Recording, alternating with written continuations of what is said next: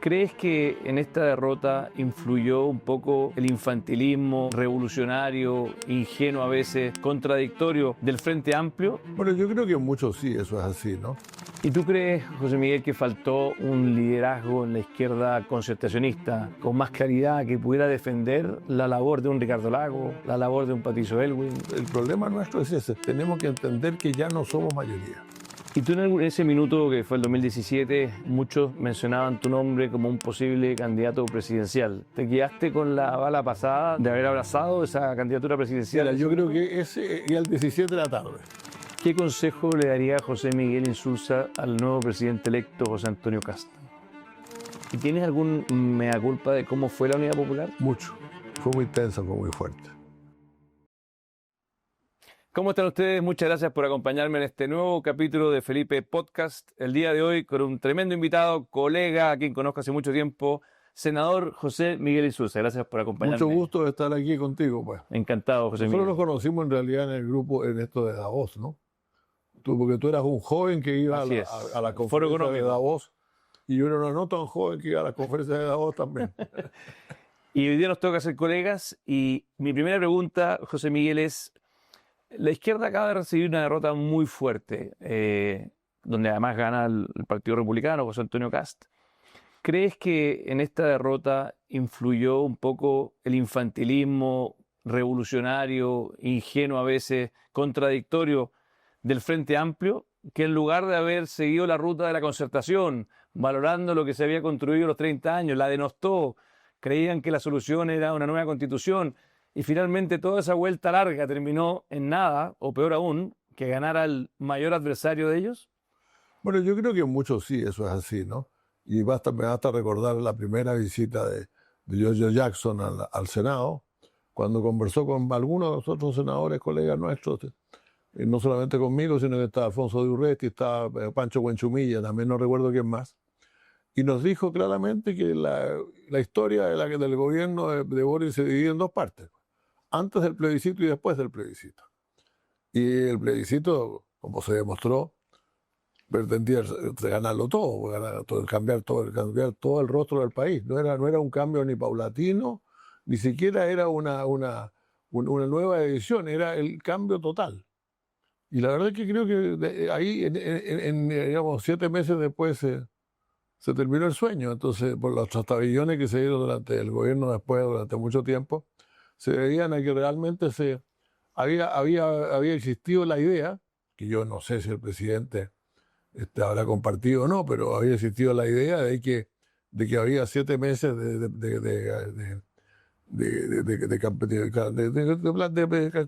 convención, y después de eso todo cambiaba.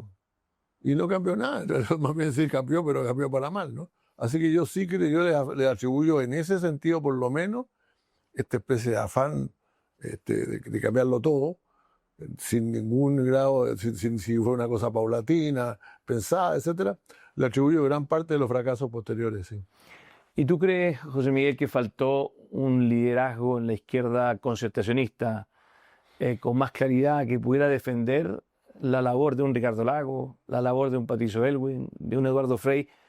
¿Por qué crees que ahí no existió esa firmeza para, con la misma radicalidad que tal vez el Frente Amplio denostó a esos 30 años, ustedes, que además, siendo súper objetivo, José Miguel, si uno mira los indicadores de desarrollo social y económico durante los 20 años de la concertación, son probablemente de los mejores años que ha tenido Chile en su historia? Entonces, suena contradictorio que unos niños chicos, unos jóvenes muy atrevidos, se atrevan a, de alguna manera, denostar o ningunear a gente que yo siento que hizo un aporte muy importante a Chile, y que después, cuando salen elegidos, terminan recurriendo a los mismos que denostaron. O sea, tener a Marcel, que era un ícono de la concertación, de ministro de Hacienda, pilar de este gobierno. Tener a Carolina Toá, otro ícono de la concertación. ¿Para qué decir cómo se apoyaron en ustedes en el Senado? Yo lo veía cómo el Partido Socialista le prestaba ropa. ¿Cómo viví emocionalmente esa contradicción? ¿O simplemente Mira, crees que...? yo creo que en realidad esto que yo califico de un desastre. Ahora yo espero que el partido se recupere, pero comienza el año 17, cuando se decide desechar a todos los líderes del partido, por así decirlo, modestamente incluido, y nombrar candidato a Alejandro Guille. Claro. Contra el cual, entre yo no tengo nada en contra de Alejandro. Todo. Alejandro es una gran persona, un hombre tremendamente inteligente. Yo lo había conocido mucho en la televisión, cuando él era el periodista de la Televisión Nacional, pero no tenía ninguna experiencia. No tenía ninguna experiencia. Yo creo que incluso no tenía demasiado claras sus ideas, porque a veces lanzaba políticas de centro y otras veces se radicalizaba, etc. Entonces era una persona que realmente... Pero la idea está de cambiarlo del Partido Socialista, de poner a alguien totalmente de afuera, reveló algo que era muy grave, que es que más bien una especie de condena de todo lo que se había hecho antes, ¿no? Sí, la verdad es que yo me asombré mucho yo había llegado hacía poco a Chile, no hacía mucho, tenía ya alguna participación, pero la gente ya hablaba muy mal de los gobiernos que habíamos tenido. O sea, yo cuando llegué de vuelta de Chile, de Estados Unidos en el año 2015, me encontré con gente con que en el partido y en otra parte se renegaba totalmente de todo lo que se había hecho. Y eso a mí me sorprendió muy profundamente. Así que creo que ahí empieza la situación, empieza.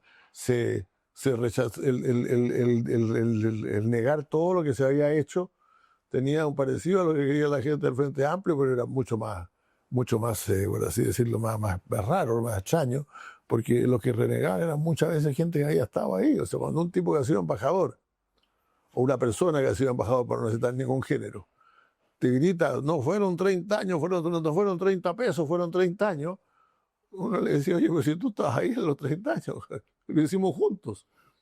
Entonces yo creo que eso empezó ahí, comenzó ahí. Yo creo que el Partido Socialista ya había de alguna manera renegado de lo que había sido su tradición concertacionista y había empezado a buscar una cosa distinta.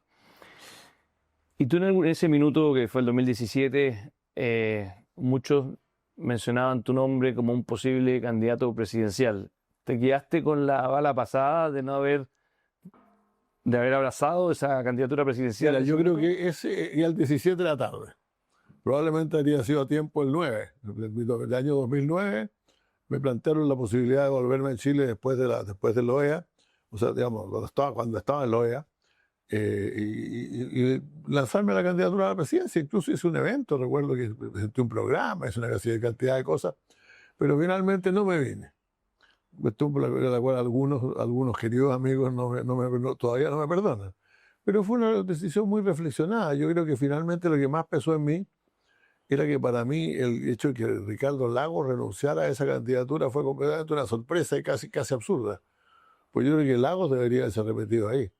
Y si Lagos se hubiera repetido, probablemente habríamos profundizado mucho más la línea socialdemócrata, efectivamente, que él tenía, y eso habría sido, probablemente hubiera durado más años. Pero el día que, cuando tanto Ricardo Lagos como yo y otros ensayamos el 17, ya estábamos pasados ya. Yo creo que en esto de la política existe sus tiempos. Hay un día que uno lo puede coger mal, lo puede coger bien. Pero los momentos así clave existen. Y yo reconozco que yo opté esa vez, el año 2009, por no asumir la responsabilidad. Me dolía mucho Frei también, era Frei el posible rival, ¿eh? Y yo por Frei tengo no solamente un gran afecto, sino que también unas deudas importantes en materia política.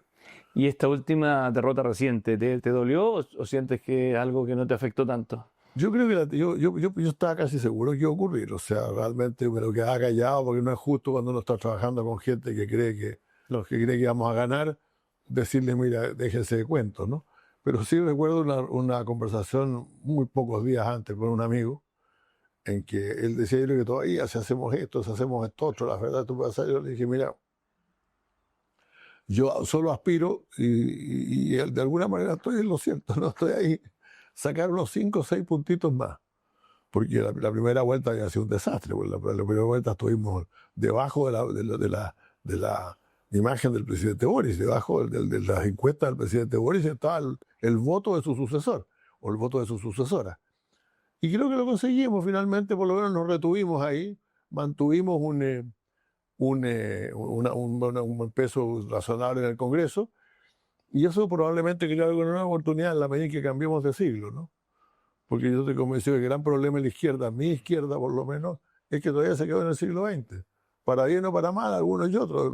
Algunos que todavía creen que existe la Unión Soviética y otros que creen que todavía somos mayoría en el país.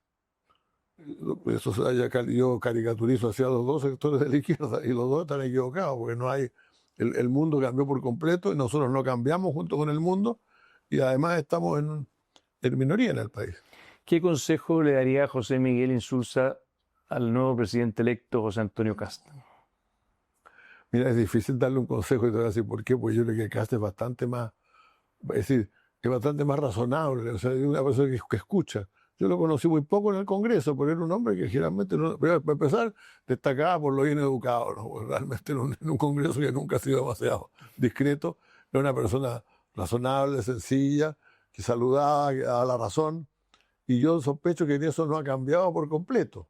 El problema es que detrás tiene alguna gente que no es exactamente así, y eso yo le diría que realmente de todas maneras siga con su estilo, que es el que lo llevó al lugar donde está. Porque la verdad es que si hay un mérito que tiene José Antonio Kast, una cosa insólita, es haberse inventado un partido político ganador en un periodo en que los partidos políticos estaban de capa caída. Pues. Totalmente. ¿Y tu sensación de la derrota de la izquierda? ¿Qué es el gran responsable? ¿Boric? ¿Es el gran responsable que eligieron mal a Jara?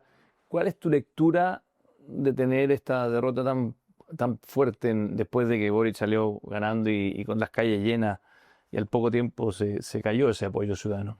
Bueno, mira, yo creo que realmente lo que pasó es un fenómeno que es mundial. O sea, la derecha está encabezando en este mundo y por mucho que uno diga que, por ejemplo, en América Latina van quedando dos partidos, sí, pero dos países, sí, pero son México y Brasil, que son los más grandes. De todas maneras, ahí en Brasil, por ejemplo, hace 20 años atrás, 15 años atrás, la izquierda ganaba por paliza. Las elecciones eran entre más a la izquierda y un poco más a la izquierda, o más hacia el centro. Los socialdemócratas salían segundos cuando no ganaban. Entonces, yo creo que se ha producido un cambio general en todo el país que nosotros no percibimos, por el contrario. Aquí vuelvo al Frente Amplio. La verdad es que yo miraba a gente de nuestra, como nosotros, cualquiera de nosotros, ¿no?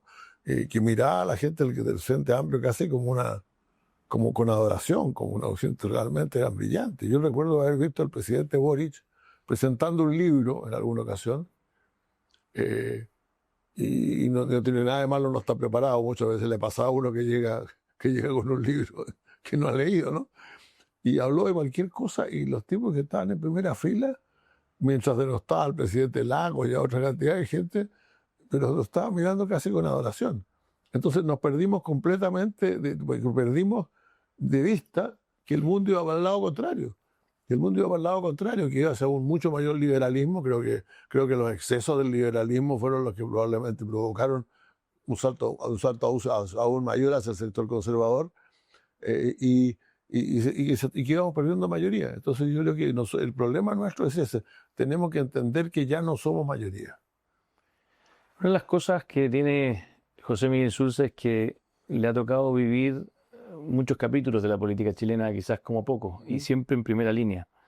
Si retrocedemos el tiempo y tratamos de que nos cuente un poco cómo fue tu experiencia más de joven en la época de Allende, cómo se vivía el Chile de Allende, cómo lo viviste, cómo lo sufriste, cómo lo experimentaste, y después quiero hacerte algunas preguntas más a futuro, pero ¿cómo es la vida más de joven de José Miguel Insulza? Que además fuiste candidato el 73. El 73, sí, fui candidato a diputado el 73.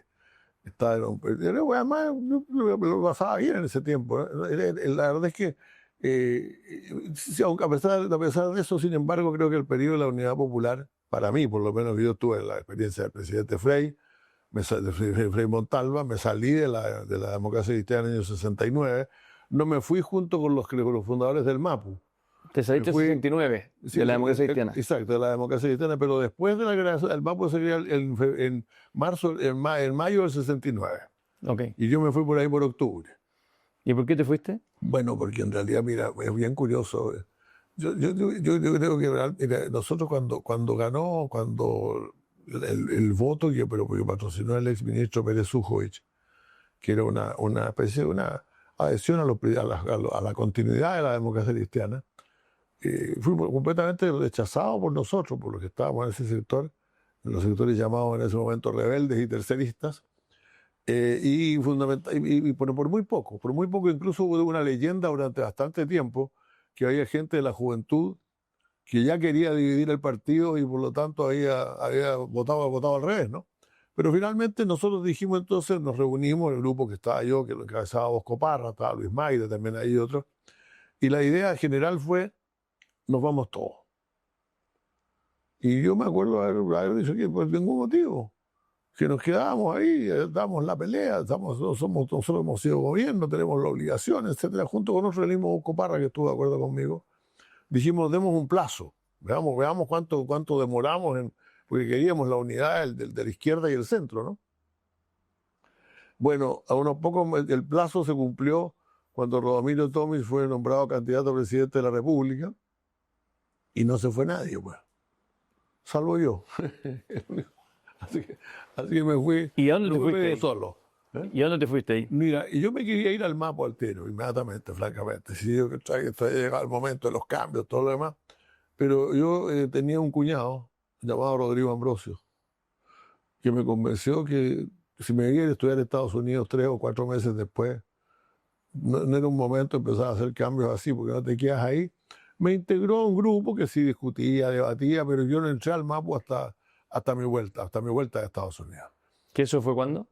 Eso fue a comienzos del 82, pues perdón, del 72, porque en realidad yo estuve un año y un poquito más de un año. Porque además las ganas de estar en la cosa que pasaba en Chile, fíjate que es una cosa de la que nunca me he arrepentido. Yo estaba sacando un doctorado en ciencia política en la Universidad de Michigan, que en ese momento, desde el punto de vista del metodológico, era probablegmente la primera de Estados Unidos. El Social Science Research Center era lo más grande que había ahí. Pero participó en mí la idea que no me podría perder lo que estaba pasando. Me he arrepentido muchas veces después de haber pasado muchos años de exilio sin volver a Michigan, desde donde me decían que por qué no me volvía, ¿no? Pero en fin, preferí volver que quedarme estudiando allá, eso es cierto. Y eso nunca me he arrepentido de eso, porque viví la experiencia de la Unidad Popular. Yo había sido ayudante de Clodomiro Almeida. ¿Y tienes algún mea culpa de cómo fue la Unidad Popular? Mucho. Fue muy tensa, fue muy fuerte. Yo creo que realmente, ya mirándola con perspectiva, se mira en realidad la forma en que la gente se fue enemistando unos con otros. Y te voy a decir que eso ocurrió más o menos, eso empezó a ocurrir ya fuertemente hasta mediados del año del 72. Muchas veces se pone el viaje de Fidel Castro a Chile como el momento preciso en que todo ya empezó a andar mal, etc. Se quedó mucho tiempo, desde luego se quedó mucho tiempo. Pero yo creo que ya estábamos un poco antes en esta situación en que yo estaba en esta época, estaba en la televisión, estaba en el programa de Esta Hora Se Improvisa. Y yo recuerdo perfectamente que en los primeros meses de estar en ese programa, yo iba por la calle y me decían, vete compañero, usted, vete nomás, etcétera. Ellos se me gritaban, vida Jaime Guzmán, que era el líder visible de la derecha, ¿no? Y eso era entretenido, era como las cosas de la política que nos ha tocado ir algo después, ¿no? Y de pronto, después de octubre, las cosas se endurecieron. Después del paro de octubre, las cosas se endurecieron brutalmente. Ya costaba andar por la calle solo, ya era un riesgo. Ya era un riesgo para uno y para los otros, porque si le tocaba el grupo distinto del que estaba uno. Entonces, ese fue un tiempo, yo diría que la parte del año, el último año, fue tremendamente tenso. Yo no lo recordaba así, cuando tú me preguntabas, me pregunta cómo tú fuiste demócrata cristiano y los otros. Sí, en el gobierno de Frei las cosas eran más tranquilas. En el gobierno de Allende, y no digo que no estoy asumiendo responsabilidades, ni asumiendo ni asignando responsabilidades, pero la odiosidad era tremenda. ¿Tú crees que se pudo haber evitado de alguna manera, con otra política, el que ese nivel de crispación, ese nivel de enemistad, esa sensación de que el que pensaba distinto era literalmente tu enemigo, no era un adversario, se pudo haber evitado Mira, yo creo que lo único que Políticamente, digo. se podría haber evitado si, como se dice que el presidente Allende iba a hacer anuncios de plebiscito y cosas así, si él lo hubiera hecho, lo hubiera alcanzado a hacer.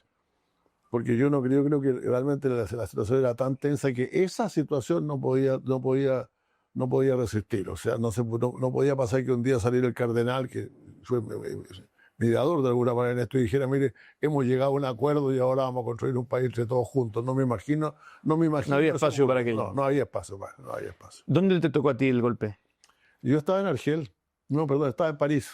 En París. Lo que pasa es que, como decía yo, cuando yo trabajaba con Clodomiro Almeida, yo era ayudante de él en la universidad, años antes, ¿no? Y ahora estaba trabajando con él en la Cancillería. Y lo que estaba a cargo era de la pertenencia de Chile al grupo de países no alineados. Y pues, como tal, me fui a la reunión preparatoria de la conferencia cumbre en Argelia. Y bueno, 2 días después de estar allá, 3 días después, llegó don Cloro Almeida y anunció que el presidente no iba, porque el presidente iba a ir a eso. Entonces tuvimos la conferencia, fue una conferencia interesante, fue buena, todo el mundo dice fue el momento cumbre de los no alineados, había muchos jefes de Estado. Y después nos fuimos a París a tomar el avión para Santiago con mi amigo Eduardo Ortiz, que éramos compañeros de universidad. Y bueno, y cuando estábamos viendo una película el día 11 en un cine de París, mientras tanto estaba ocurriendo el golpe de Estado en Chile. Y hubo todavía una anécdota que no puedo dejar de contar, porque cuando entramos al cine a ver una película llamada La Gran Buff de Marco Ferreri, vimos un montón de caballos chilenos en la pantalla. Estaban dando un corto sobre a las 2 de la tarde del día, o sea, 8 de la mañana, el día 11 de septiembre, había caballos chilenos en la pantalla, la Escuela de Caballería de Quillota, el Cuadro Verde Carabinero, era un corto sobre el caballo chileno. Salimos de ahí, llamamos a un amigo con el cual nos íbamos a juntar y supimos que había un golpe de Estado. Y nos volvimos inmediatamente al día siguiente. Primero tomamos un poco, bueno, nos fuimos digo nos porque yo estaba con un amigo comunista llamado Luis Sánchez, ¿no? Fuimos buenos amigos siempre. Y nos fuimos juntos a la embajada y en la embajada reinaba nadie sabía lo que estaba pasando, fundamentalmente no había embajador. Y el segundo andaba de vacaciones. Entonces el embajador designado era Rafael Agustín Gumucio, pero no alcanzó a irse a París. Y bueno, ya eso, que a medida que pasaban las horas, las cosas iban cambiando, iban llegando las primeras noticias de muertos que no habían muerto, porque esa noche mataron a mucha gente de esa noche de Francia, en las noticias que llegaban, gente que después estaba perfectamente viva y en cambio murió gente que no se sabía, ¿no? Y al día siguiente ya nos quedamos en la embajada para recibir a un gran desfile de la izquierda francesa. Y de ahí al aeropuerto a tomar el avión. ¿Volviste a Chile? Yo quería volver, pero no pude. Primero estaban cerrados los aeropuertos. Y segundo, desde mi casa me gritaban que de ninguna manera, por ningún motivo. Y esto culminó cuando por ahí, por mediados de octubre, salió tengo el recorte por ahí, ¿eh? La segunda, nosotros le llamamos la segunda en la mañana y el Mercurio en la tarde, porque claro, desde Buenos Aires, que decía, en la tapa decía apátridas, Bolodia, La Tencha y Esteban Tomic. Esteban Tomic nunca fue exiliado, eso sea de paso, ¿no? O sí fue exiliado, pero voluntario, más bien. Y ahí adentro venía mi nombre, entre los que supuestamente le iban a quitar la nacionalidad. Yo me enteraría muchos años después de qué es lo que había pasado. Lo que había pasado, claro, eran dos cosas. Primero, que la gente del MAPU, sabiendo que yo estaba afuera, igual que a Juan Enrique Vega, querido amigo, estaba afuera también, nos echaban la culpa de todo lo que le preguntaban en los interrogatorios, por cierto, que era lo obvio. Y eso incluso alcanzó a salir en el Mercurio, diciendo que había habido reuniones para preparar la subversión y todo lo demás. Y eso, yo nunca había participado en ninguna de ellas, por lo menos alguna había ocurrido, pero me motivó. Yo creo que tuvo que ver con que cuando salieron las listas de gente que podía volver a Chile, yo me demorara bastante más en volver de lo que había esperado.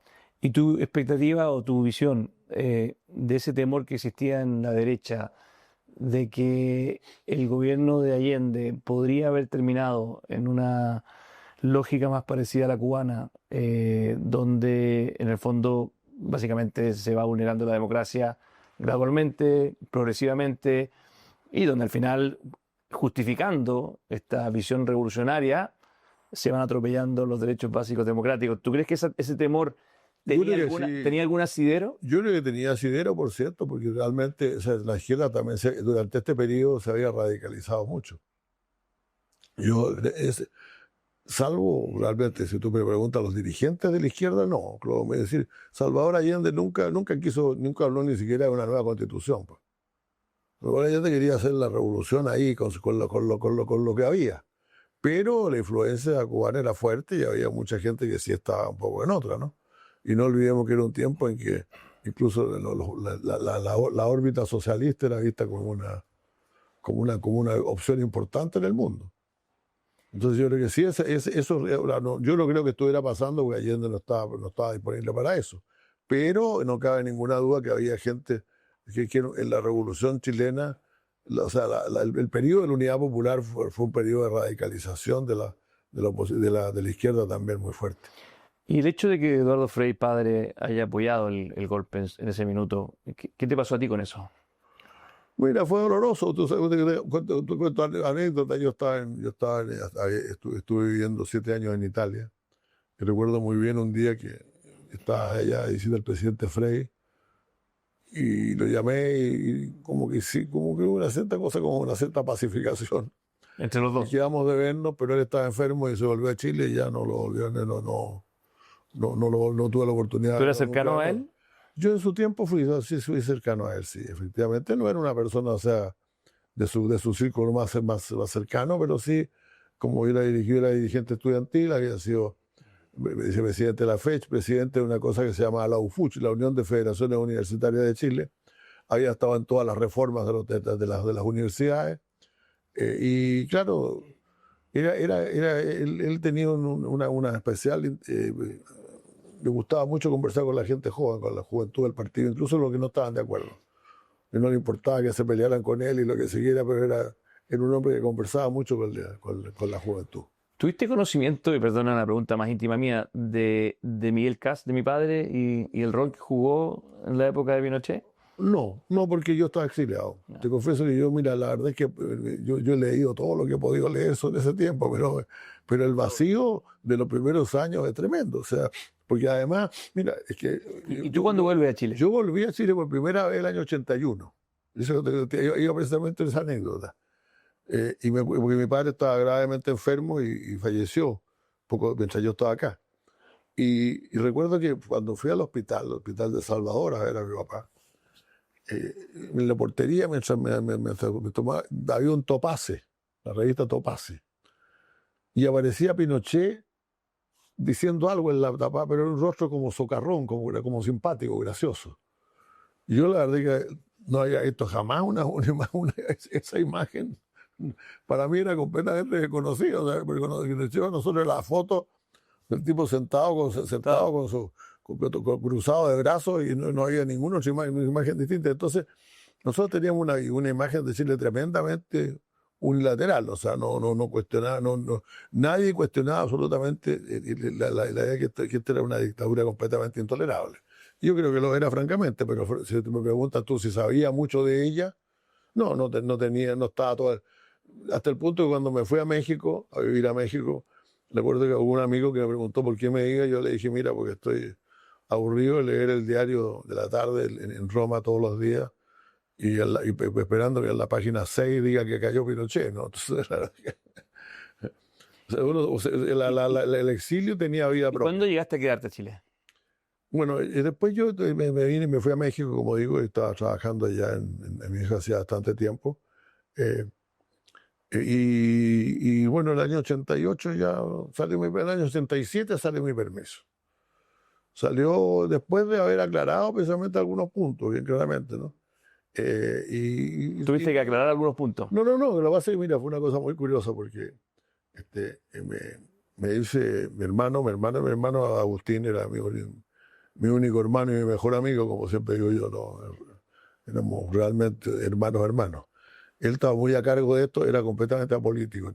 Entonces hablaba con muchos amigos míos, y de un lado y el otro, y finalmente alguien le dijo, mira, parece que hay algo en la historia de él. Y yo dije, ahí están las reuniones que se decía que yo participaba al comienzo para derrocar al régimen, etc. Y le dije, mira, te voy a decir lo siguiente. Ahí dice una historia que yo leí por ahí, el Mercurio decía que había habido una reunión en Mendoza para organizar la subversión y que ahí estaba Miguel Enrique y algunos otros y yo, y José Miguel Insulza. Y entonces, ante el espanto de mi hermano, que yo seguía hablando de esto, yo le insistí, le dije, mira, tú escucha, yo no he estado nunca en Mendoza. Créeme, le dije, no, nunca estaba en Mendoza, yo estaba en Buenos Aires miles de veces y no he estado nunca en Mendoza. Segundo, más raro todavía te va a parecer. No conocí, nunca conversé con Miguel Enrique. Fuimos juntos para el funeral de Rodrigo Ambrosio, íbamos parados juntos, pero no nos hablamos. Entonces, esto es completamente falso. Bueno, yo no sé lo que pasó. ¿Y tu lectura de por qué crees que Pinochet estuvo dispuesto a entregar el poder? Yo creo que no estaba dispuesto. Yo siempre creí en el rol del general Lee en esto. Pero el general Lee primero que fue su enemigo, su adversario, pero Matei. O sea, mira, yo con todo respeto por mucha gente, yo dije, y lo dije hace pocos días, hace pocos meses atrás, cuando Maduro se robó la elección, pues se la robó de manera indecente. Decía, además, se la robó sobre la mesa, se iba perdiendo, estaba convencido, creía que no iba a perder y decidió robarse la elección. Si hubiera ido en la Puerta de la Moneda un general Matei, tal vez las cosas habrían sido difíciles, distintas. Por lo menos, a lo mejor podría haber sido distinto. Yo creo que él tuvo un papel muy fundamental. ¿Y no crees que había un calendario, Sí, que los civiles también lo tenían presionado? Yo creo que él tenía no, pero esa es una cosa. Estamos hablando del día mismo, Claro. del día mismo en que él, en que se reconoció la derrota, por así decirlo. Yo creo que no tenía mucho más alternativa.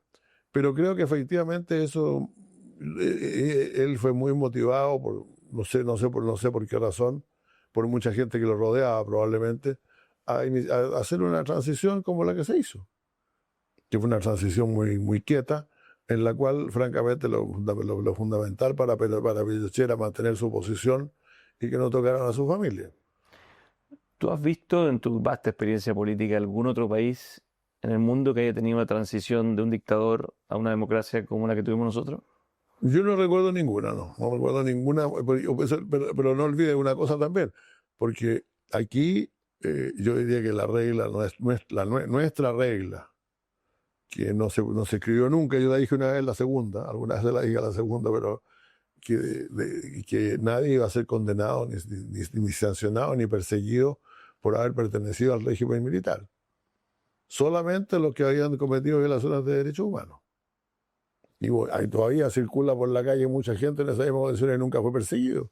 La mayor parte de los parlamentarios que tuvimos al comienzo era gente que había trabajado con la dictadura, pero que no habían cometido ningún atropello de derechos humanos y por lo tanto no pasó nada con ellos. O sea, yo diría que la transición chilena tiene todas esas virtudes, ¿no? Y ahora, incluso yo creo que muchas veces hoy día, por ejemplo, en Venezuela, el ejército venezolano no está disponible para ninguna cosa porque sabe que lo más probable es que irían presos después de entregar el poder. Y eso tiene yo sí creo que nos ha faltado un poco de flexibilidad para que eso pueda ocurrir. En esa época la flexibilidad fue total porque no teníamos alternativa, para ser franco tampoco, ¿no? Y porque además veníamos mucho, ahí entró realmente la cosa extranjera, europea, el eurocomunismo, todas estas cosas, la idea de que pueden haber transiciones. Yo creo que Chile abrió camino a una transición pacífica. Y que señaló un camino en ese sentido. Y por eso que es tan valioso y tan significativa, ¿no? ¿Y cómo la izquierda logró esa conversión tan radical de haber abrazado las ideas de Allende en su minuto a abrazar las ideas de la concertación, que son bastante distintas, son izquierdas muy distintas? ¿Qué pasó entre medio para que existiera esa conversión y que además creo que fue un gran elemento que permitió que Chile tuviese un nivel de desarrollo humano y social muy próspero? Bueno, yo ¿Cómo diría te que explicas pasó. que esa conversión ideológica casi que hay entre que, es verdad que fueron 17 años, no es que pasó poco tiempo, pero en 17 años llegan al poder un grupo de personas con ideas completamente distintas a las de Allende, muy modernas en lo económico, muy modernas en lo social, bastante moderadas, bastante de futuro, una izquierda más tercera vía? ¿Cómo se genera eso? Mira, eso primero seguro se generó a lo largo de los años, ¿no? Porque al principio lo único que hacía la gente de izquierda que estaba en el exterior era denunciar la represión, y la gente que estaba en Chile era tratar de que no, es decir, la creación del Comité de la Paz, después de la Vicaría de Solidaridad, todas esas cosas. Eso se fueron en eso como 7 años, 8 años, ¿no? La verdad es que lo primero fue, entonces, y las nuevas ideas empezaban a aflorar, yo creo, de dos partes. Primero, que ya establecido el régimen había una cierta posibilidad de decir algunas cosas, ¿no? No era mucho lo que podían hablar, pero algunos lo podían hacer.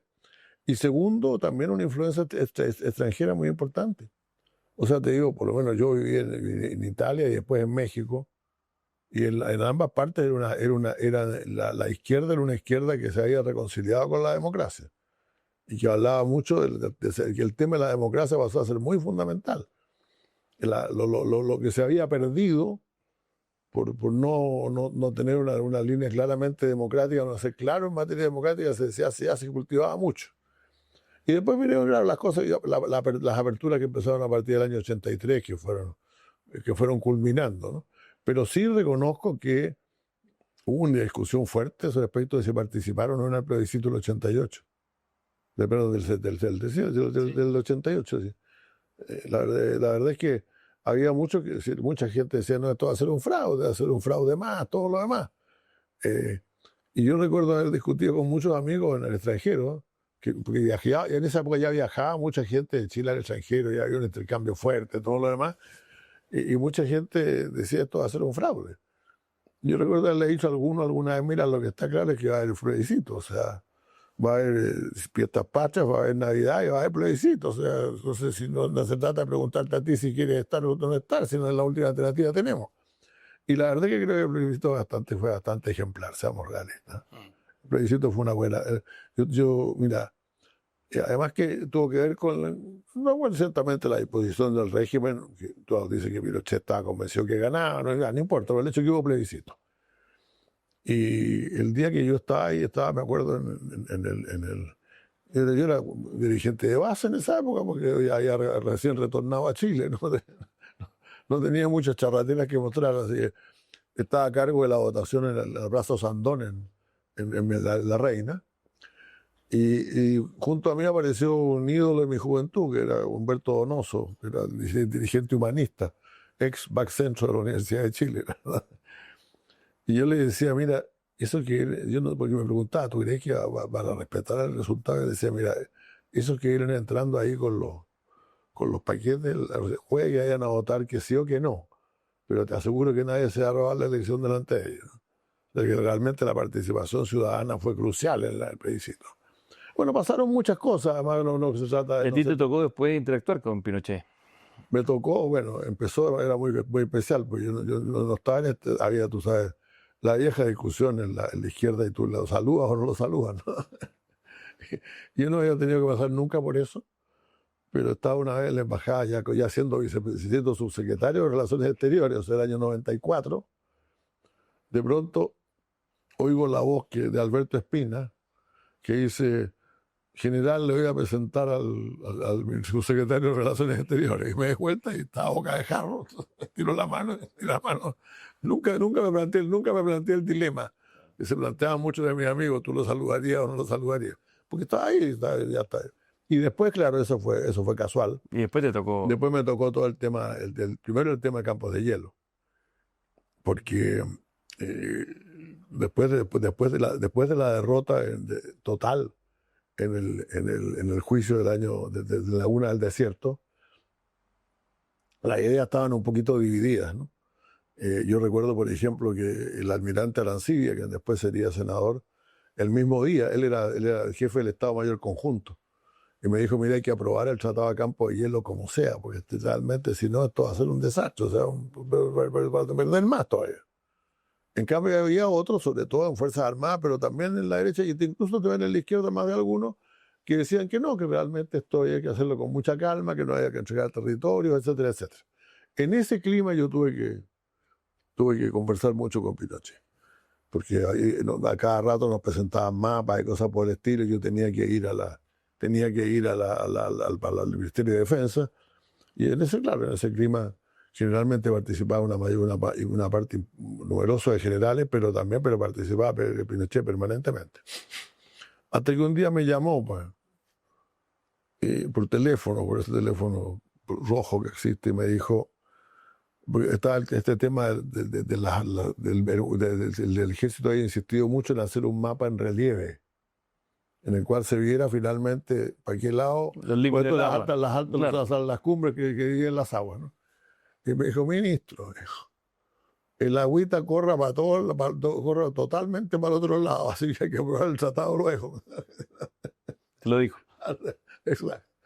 Y bueno, pocos días algunos colegas nuestros, tuyos y míos, que no mencionaré, llegaron a decirme que había que aprobar el tratado, y el tratado se aprobó. Ahora, la gente mide poco, por eso también el tema Pinochet, mide poco el peso que Pinochet tenía, era muy impresionante. Era muy impresionante. Siendo senador. O sea, estamos hablando de siendo senador 2 meses antes de que lo metieran de ir preso. Que nosotros presentamos en el Senado, yo era ministro en ese momento, se presentó en el Senado por enésima vez la ley para derogar el 11 de septiembre. Y estábamos empatados, estábamos de 24 a 24. Todos los parlamentarios de derecha, todos, pero ni uno solo, entregaron un buen argumento para no cambiar los feriados en ese momento.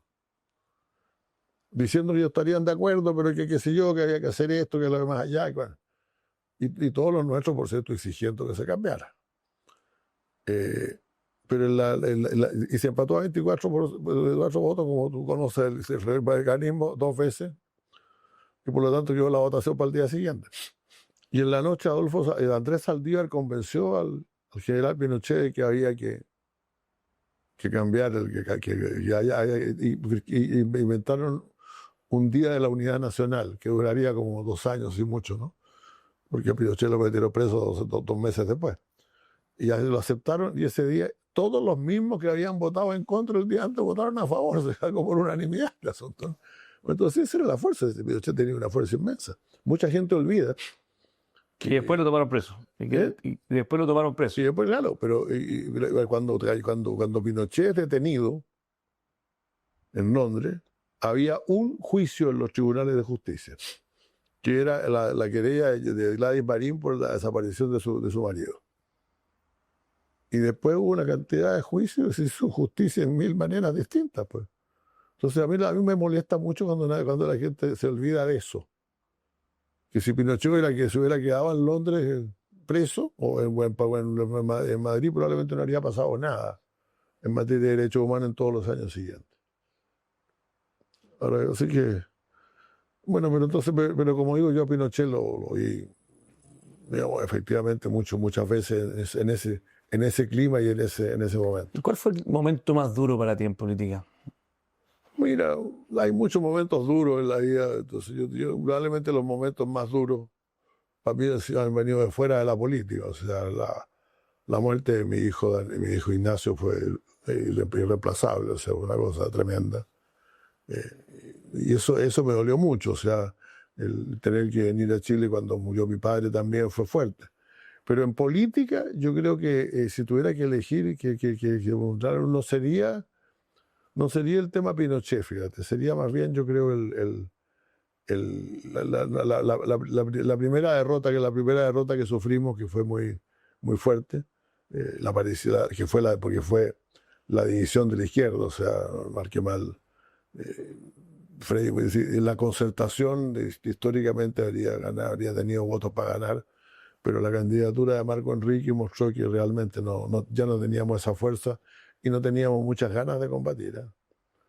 Y No el tenía golpe, no tenía- ahora te diría que pues, sí, antes que eso, sin embargo, pero te voy a ser bien franco, el golpe fue muy fuerte, fue una cosa tremenda. Entonces yo debería decir que ese fue el momento más duro de mi vida. Pero la verdad es que yo lo sentí como que había que hacer algo. Yo, mira, nos juntamos un grupo de amigos que íbamos a hacer después y todos discutían a qué universidad se iban a ir. Y yo decía, no, yo estoy en esto, voy a seguir en esto nomás. O sea, entonces me sería fácil elegir de momentos terribles, pero creo que todos los momentos terribles, salvo los familiares, los he vivido de manera bastante tranquila. ¿Cómo enfrenta José Miguel Insulza la muerte? ¿Qué es lo que cree de la muerte, del más allá de esta vida? Mira,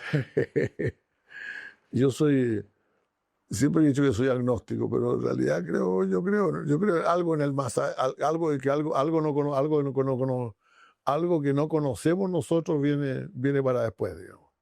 No sabría decir qué es lo que es, no. Agnóstico significa que uno siente que estar muy lejos de la verdad de lo que va a pasar, pero creer que existe.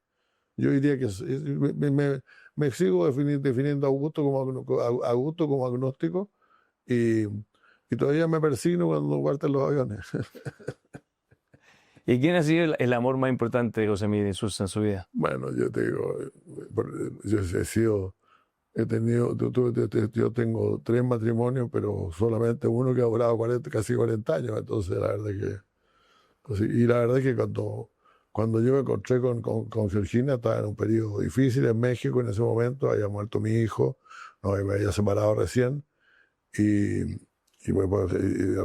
algunos días después, o para unos meses después.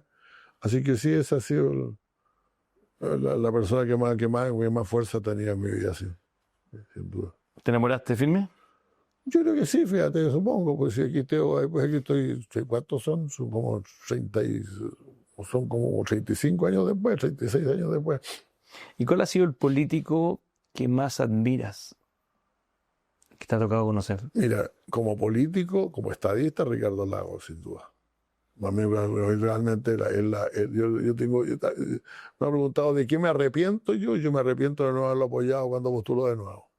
No creí que podía salir, no creía que podía ser elegido, pero creo que le debo el no haberlo apoyado esa vez. ¿Tú crees que Además, Lagos tenía esa cosa tú sabes de Estado, que si tú tú le voy a decir, mire, dígame exactamente cómo se gobierna un país, y eso era Lagos, la realidad era muy impresionante. Ahora, yo te confieso, mi cercanía con Frei era mayor porque Frei primero me puso medio a regañadiente como subsecretario de Relaciones Exteriores y después terminé siendo su ministro de más confianza, al cual alineó a toda la concertación en el Palacio de la Moneda para decirle que al que seguía hablando mal de su ministro se le iba a tomar mal él porque estaba hablando mal de él. Entonces, eso no se puede olvidar. Entonces, por eso cuando me preguntan que compare, yo digo, mire, los dos, porque no, además yo creo que estas cosas, que las cosas tienen su inicio, su gran inicio, su meseta mejor y una caída. Y yo creo que los mejores años de la concertación fueron lejos los de Frei y los de Frei y de Lagos. más que lo de Elwin? Es que Elwin fue al comienzo. Yo a un Pato le tengo un gran cariño, además, una relación familiar con él. pero la verdad es que era una gran persona, era el hombre indicado para la cosa. Pero al mismo tiempo él fue muy prudente, muy prudente. ¿Eh? Fíjate que hablando del tema mío, en política exterior, él fundamentalmente la reapertura de Chile la dirigió hacia la América Latina, sin tratar de dar muchas lecciones a nadie, ni decir cómo se hacía la democracia, todo lo demás, ¿no? O sea, Elwin para mí fue el hombre de la transición.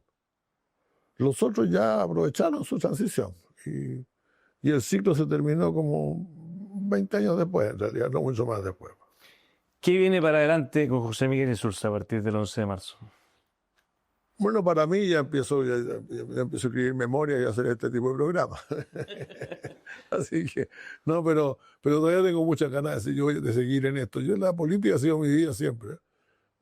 Yo empecé en la política, siempre lo recuerdo, un día del mes de abril del año 61, cuando en el patio de la Escuela de Derecho se me acercó una joven demócrata cristiana llamada María Esther Férez. junto con la Norma Enríquez, que era la íntima amiga de ella. Y me invitaron a una reunión de la Juventud Demócrata Cristiana y no he salido de la política desde entonces. Entonces voy a seguir en esto, supongo, hasta el día que me muera, como corresponde, ¿no? Te quiero agradecer, José Miguel, por esta tremenda conversación, desearte lo mejor. Me ha tocado ser compañero tuyo en el Senado y puedo decir que has sido una persona que siempre está disponible a conversar, siempre disponible a plantear sus ideas. Y yo creo que hay que reivindicar la política buena. Yo creo que hay que reivindicar la política de la conversación, la política de los argumentos. Yo siempre he sentido que tú puedes tener visiones distintas, pero que nunca te he visto con odio a alguien porque piense distinto. Sí te he visto molesto varias veces, como debe ser, cuando hay mala forma, cuando hay malas decisiones, pero en ese sentido ha sido siempre bastante agradable también compartir contigo mi vida política, que es bastante más breve que la tuya. No, Pero yo espero que vuelvas a ella, porque todavía queda mucho en ella y yo creo que eso es bueno para el país. muchas gracias, José Miguel. Muchas gracias. Nos vemos próximamente en un nuevo capítulo de Felipe Podcast.